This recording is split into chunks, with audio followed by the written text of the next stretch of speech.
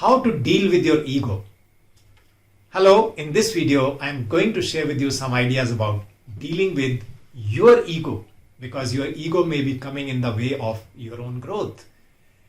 However, before proceeding further, click on the link below, subscribe to my YouTube channel, press the bell icon, stay connected. Why should you deal with your ego?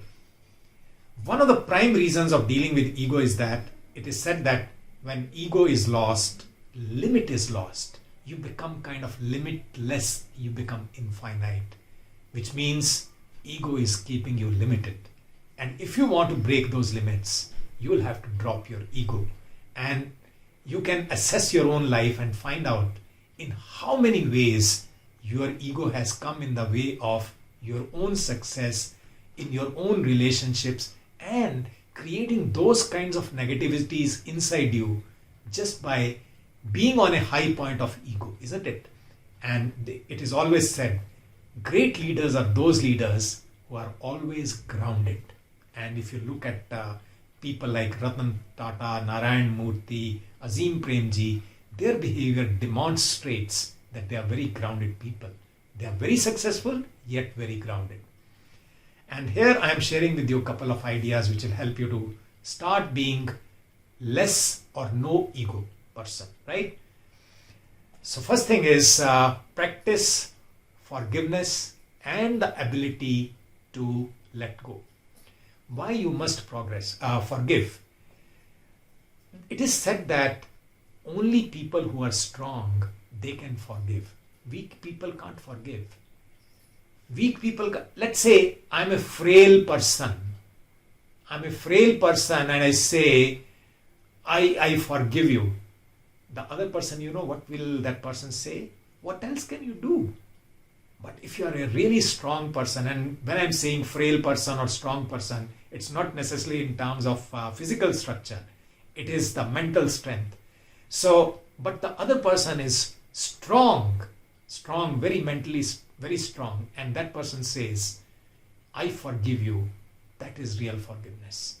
So start practicing forgiveness. Please understand, there is nothing, I'm saying nothing, in holding on to those hurts and grudges that you may have accumulated over a period of time. They are not serving any purpose.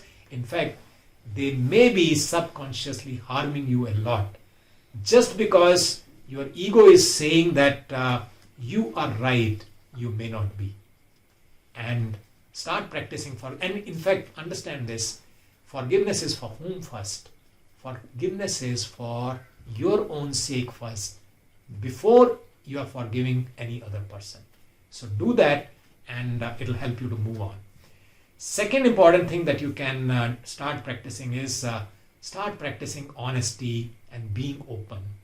Here, by saying honesty is start sharing your vulnerability. You are vulnerable, you are making mistakes, you do not know many things.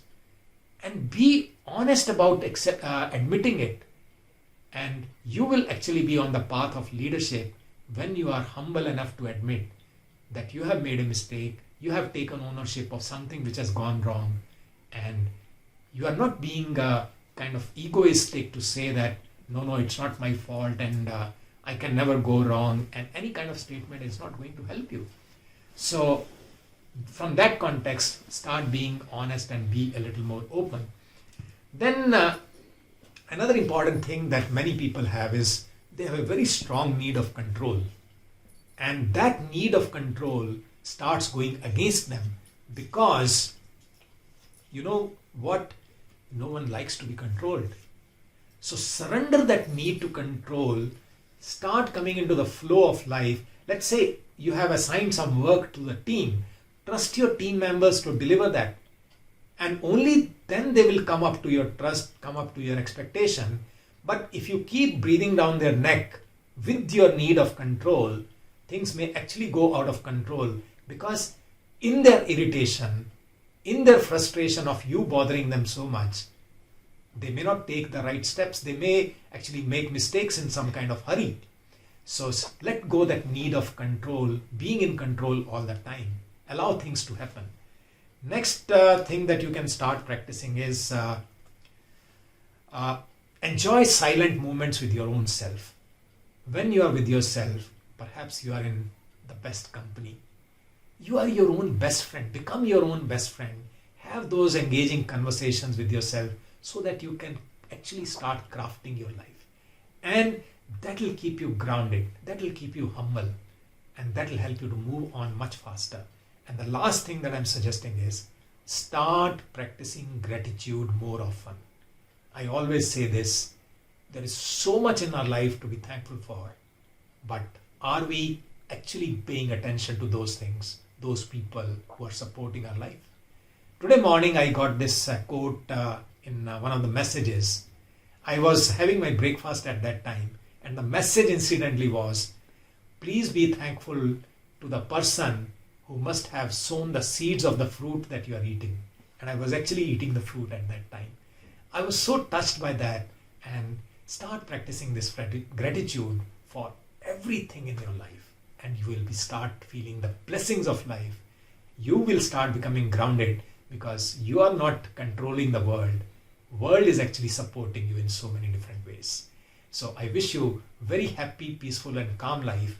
Become grounded and move on.